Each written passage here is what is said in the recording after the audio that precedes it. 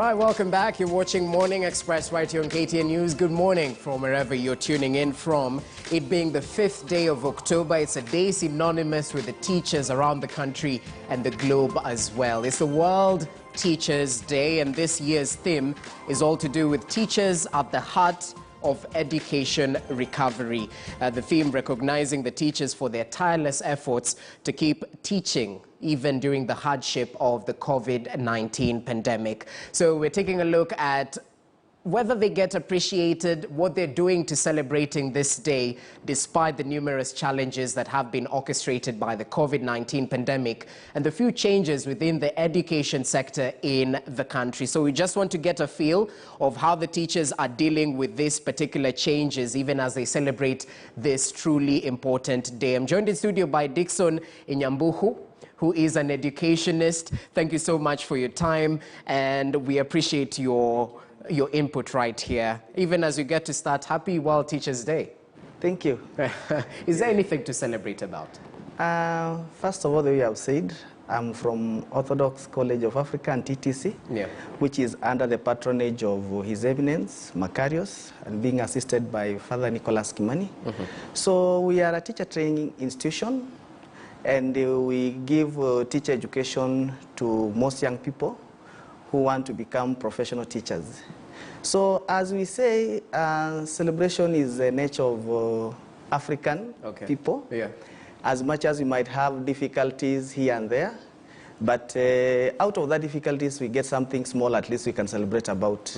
So as teachers, we feel sometimes we are not appreciated, and sometimes we are appreciated because mostly teachers have that self-satisfaction in that it is intrinsic motivation. I don't think there's anyone who can pay a teacher. So the only pay that most teachers get is when we have stakeholders supporting education, supporting the education of these young people all levels, and that support especially from stakeholders, and stakeholders are parents.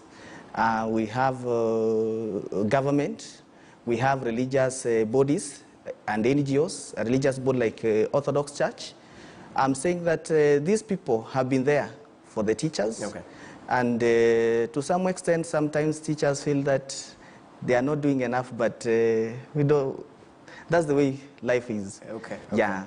So in this day, I like to appreciate teachers for what they are doing, and I wish them Happy Teachers Day, which we are celebrating during this pandemic that has really changed everything in terms of education. Quite so. And speaking of changes, I think traditionally teaching was seen as one of those careers that was stable. And I mean, many households have teachers within, you see. So in terms of where we are at right now, would you term the teaching profession as stable due to the recent changes we've seen, the new CBC curriculum? We have a refresher course that has been pushed on the teachers by TSC. Would you say the career is as stable as it was traditionally? Because of the changes in there are contemporary issues which come up, and one of them is this pandemic. And before pandemic, there are shake-up in the system of education in Kenya. And this system has really changed the way things have been done, mostly to teacher training, because also the teachers need to be retrained again, whereby it has got an issue, because I think the most trained person in this world is a teacher, because you are on training each and every day. Basing that the books, when they are published, they are brought to teachers who are supposed to plan from the book and also give to the learners. Well, doctors would beg to differ on a light note. Because as a teacher, you are on a learning curve each and every day. You can imagine that you are handling a population of maybe 300, and these are humans, and the character that come with them. So a person who must learn a character of this person from the day the person joins a learning institution to the day the person is leaving the institution. So learning is not only in books, and mostly we say that experience is the best teacher. So if we experience the best teacher, I think teachers should be asked what they want first. They put their input there, than maybe having someone sitting somewhere then deciding these guys can do this. Because when you go to the ground, you realize that these teachers are more knowledgeable in terms of seminars, in terms of the production of books, in terms of all this. So you realize that most likely that teachers are the most trained people. Because if you are not reading books, if you are not interacting with this, your environment so well, then you might not catch up in the education system. And you can imagine now how many people have gone through the hands of teachers. Me and you, before I became a teacher, I was under the hands of the teachers, and I have never been disappointed. So, and I salute them wherever they are. That's well noted. So let's talk about stakeholder engagement, because I think that's been a key issue, even with this refresher course being rolled out amongst the teaching population in the country. Public participation and hearing the voice of the teachers. Would you say this has been an issue that's been overlooked? Even though others might argue you have vibrant unions, the NAT and the CUPET are known to represent the teachers vehemently, and they're up to task in defending the teachers' rights. Have you been overlooked in terms of stakeholder engagement when it comes to rolling out these new changes? Yeah, there has been, because one CUPET and NAT, there's some discrimination. Because if you're in the private sector, then you don't belong to any union. So what about those who are outside? Are you supposed to join first the fraternity of teaching who are employed by TSC for you to become part of the team? So realize there's a large number of teachers who are outside there who are not in the system.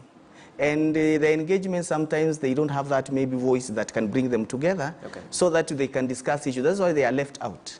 So you realize that when you hear people we have grumbling and people are making some noise, even in the families, it means there is not much discussion which has taken place.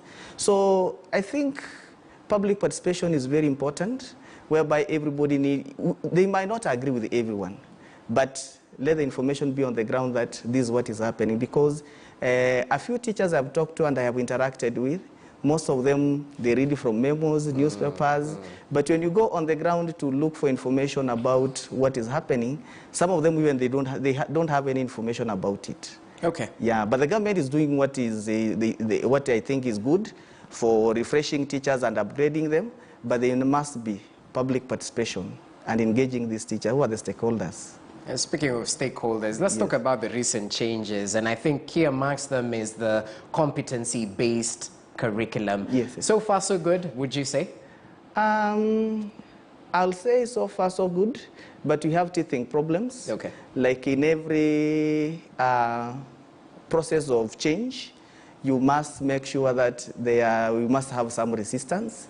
And what I understand is that the rollout, maybe when we have these issues of people not in agreement mostly with what is happening, because when you talk to people who have experienced CBC and they were engaged from the word go, they are comfortable with it. And even if you go online, you start to see the discussion, most people are supporting it. But there are those who are saying that this one is not for us. So meaning that we need to have more civic education, not only on teachers, not only on learners who are going to get this, but on everyone who is purposely into this. Because education now is the largest public sector, which is now, everyone has a stake in it. So I think what the government is doing is right, but they need to put more effort concerning this CBC.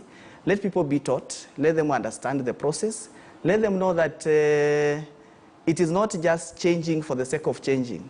They must be proven beyond doubt that we are not going to fail. And it is going now to help the students to achieve their goals that they need in life. Speaking of stakeholder involvement, we've heard from the parents, who some of them might be teachers, that it's quite expensive from their side. And on the flip side, we haven't heard from the teachers as much.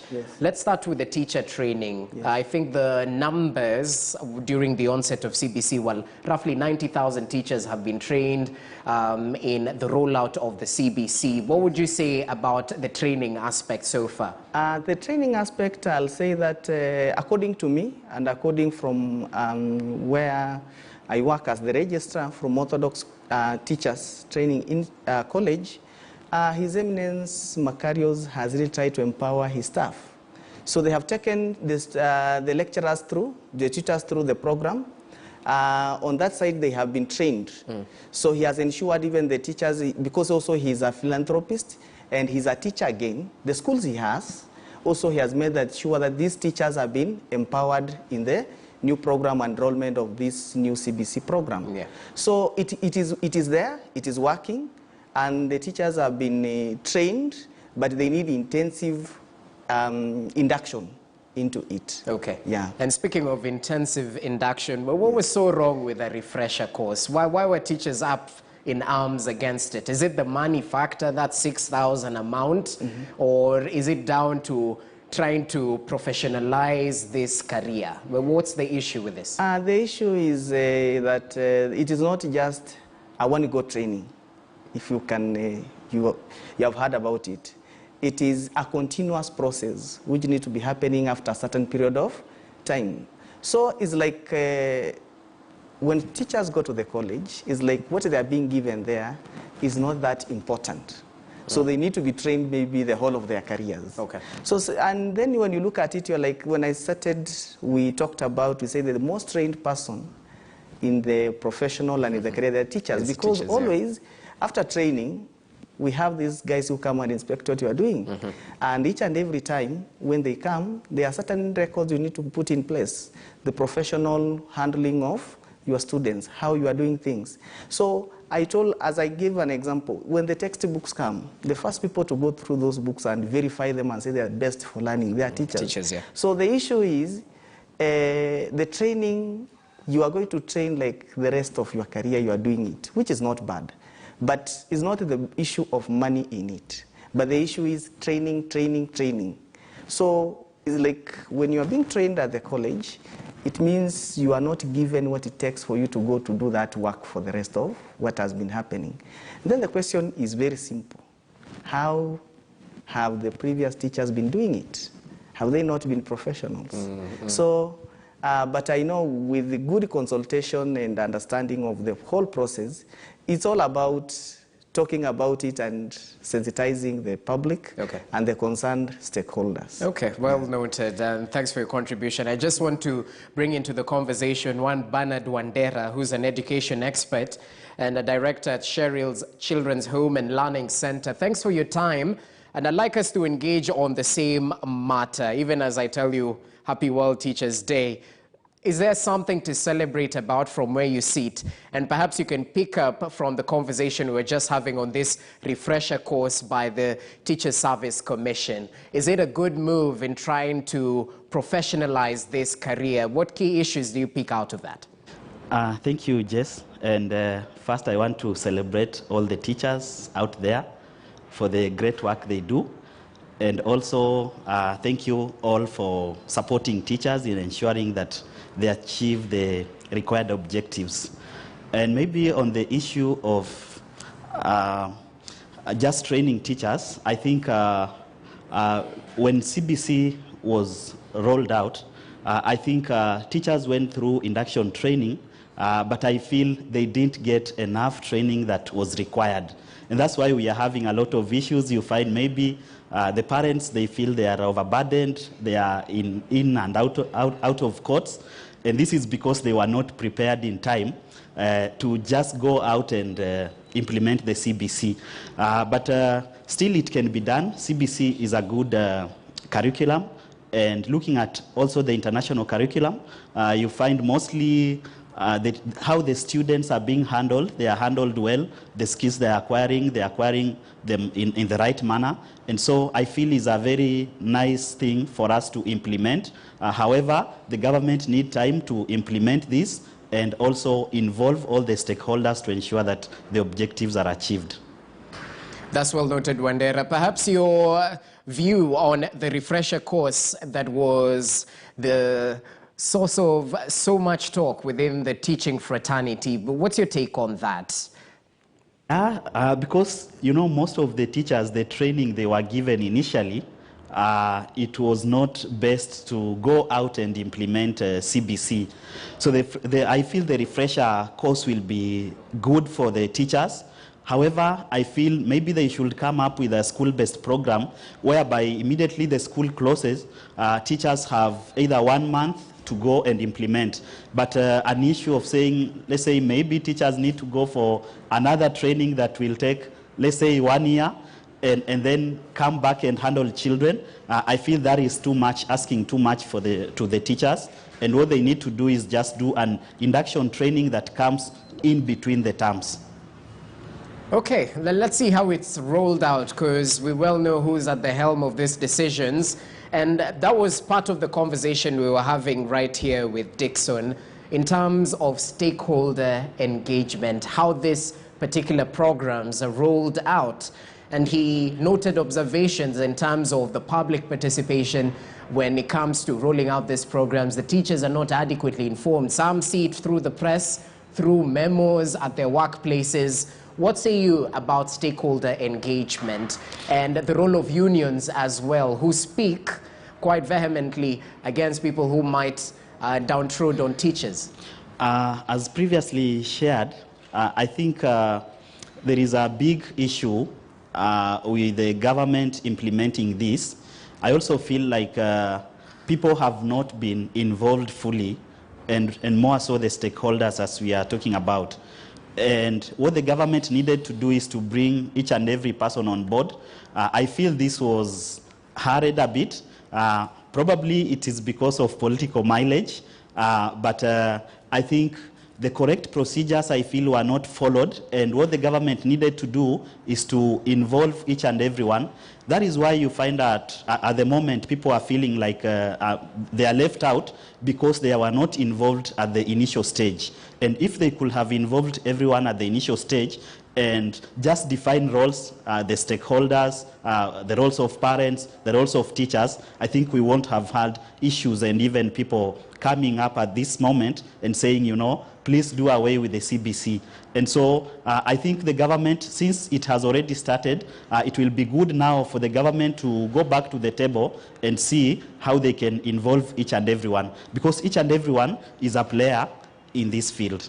Okay, well noted. So Dixon, teachers appreciate it, and let's start from that particular point. When we speak of appreciation, I think you also have to weigh the fact that there has to be a performance review of one way or the other before you're appreciated. So are teachers appreciated in terms of the work they do?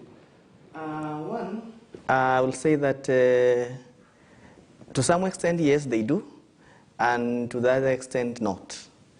I say that appreciation comes in a very, very big way. One of them is, that how you are treated at place of work. It is not only when we talk about appreciation, then it comes to terms with money.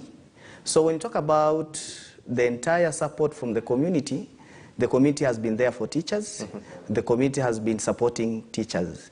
But it comes to the other side of government, like now, when we are saying that teachers have got issues with the policies which are being brought in place, then the policy shows that the teachers feel that they are never appreciated, because it's like we can wake up tomorrow, then these are the changes, then we start working on other issues. So in terms of appreciation, I'll say that teachers, especially in the modern days, they have had issues with appreciation, because the way I say that appreciation is not all about material things, but the way you mentally you feel like I'm comfortable to work. I can do my work without now being now pushed into a certain uncomfortable zone. So we think teachers should just be, these are knowledgeable people. They understand how their jobs. I think that if we can, the government can sit with them down, tell them this is the process, this is what you are supposed to do, they will feel that whatever we are doing is very much appreciated. Because like here, I'm saying thank you for what my teacher did. I appreciate them, I celebrate them. So it's not much that we can do so that we can say that teachers are being appreciated. So it is now the part of government, just from informing them, give them more information, then other things will be worked out. All right. Even the material things, I know they will be in place. And speaking of material things, especially that, Wandera, I'd like to bring you into the conversation as you perhaps expound on the appreciation meted out towards teachers. We just had a collective bargaining agreement signed by the teachers' representatives that was There was no monetary benefit to it, non-monetary CBA. Is this part of the appreciation teachers are looking forth towards, even as we reel in the economic effects of the COVID-19 pandemic? Personally, I look at appreciation in different dimensions. And number one, we're looking at our teachers given the right knowledge to go and handle the children. Are they equipped with the right knowledge to just handle these children? And apart from that, nobody will say no to money. Of course, everyone is having budgets to meet. And therefore, this also comes in terms of monetary value. And you go to other countries, you feel like teachers are very well appreciated because they are the highest earners. They are involved in almost everything. But you find in our cases, most of teachers, I don't feel they are very much appreciated. Initially, when we were growing up, at the community level, you could see the kind of respect of a teacher in the community. And you know, you are walking and kids are, hi teacher, how are you, good morning. And you find, but you look at nowadays, things have changed. So I feel even at the community level, teachers need to get respect that they deserve. But at the moment, I feel they are not much respected and appreciated. Okay, and that's quite unfortunate, knowing very well how instrumental teachers are.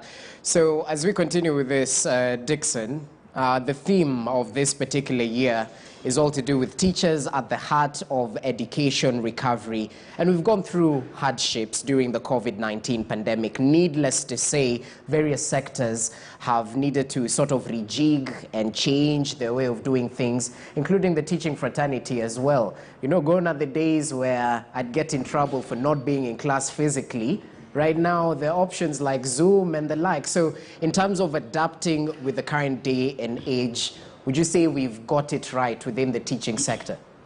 One of the things, if we go to now to technological line, we are not yet there. Okay. Because we will disadvantage some of the teachers because of the geographical area they are coming from. Because some regions will have a blackout, maybe when if you have electricity, you have this technology, you'll have a blackout that will run maybe for 2 days or 3 days. Lessons won't wait. So you can imagine that we have this technology and we are still struggling with it. Then it becomes a problem. Two, the issue of the network itself. Some regions, geographical regions, the coverage of network, you might realize the teachers might not make use of this technology we have. Okay. So you realize that during this period, teachers are the heart of it, and teachers are very flexible, and in terms of they can get anything and work something out of it. Okay. So from the environment, they can create something, learning has to take place. And if you can cover very much deep into the regions you feel like students are not learning, you'll be shocked. They are learning without what we might think that we need this, to have this to teach. Because a teacher feels that is my job, okay. I have to do it. And one, I don't look for someone to guide me in what I'm supposed to do. Because you cannot have these people at your work. You have to keep them busy. Okay. And you see the population they are dealing with is a busy population. So a busy population meaning that you have to keep it busy. If you don't keep it busy, then you'll not have to control it. You'll be in a very big trouble. So teachers, they are trying, and at the heart of the recovery, I think they can be ranked the best. Because if you look at around Nairobi now, you can see the streets are sometimes empty because students have gone back to school. We don't hear about the issues of drug abuse, the way they were very rampant. Yeah, true. Pregnancies. True. We have these social delinquencies. They have reduced. So it means teachers have really recovered well. And apart from just recovering education itself, They are now recovering the community. The community is coming back to life as well. Yeah, because the teachers are really doing it, and they are put everything in control. And I think the value of teachers really came out during the pandemic when students were at home. Very true. Parents were wondering, how exactly do I deal with these young minds, you know? So Wandera, in terms of bringing everyone on board and leaving no one behind, I have to bring this up because it's a common issue when it comes to the competency-based curriculum.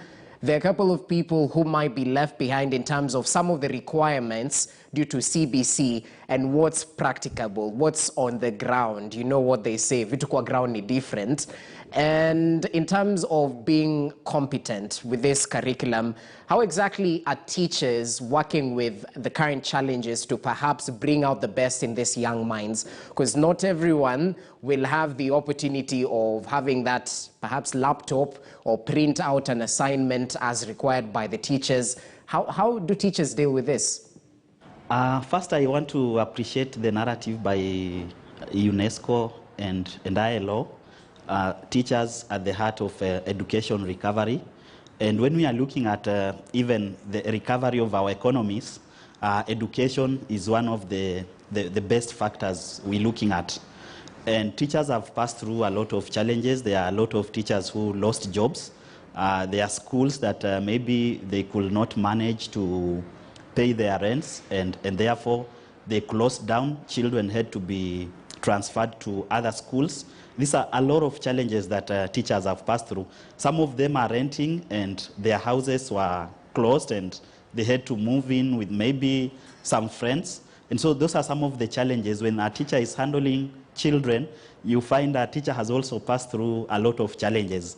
And even doing with the CBC and a lot of stuff that is required and community involvement, you find a teacher is doing a lot.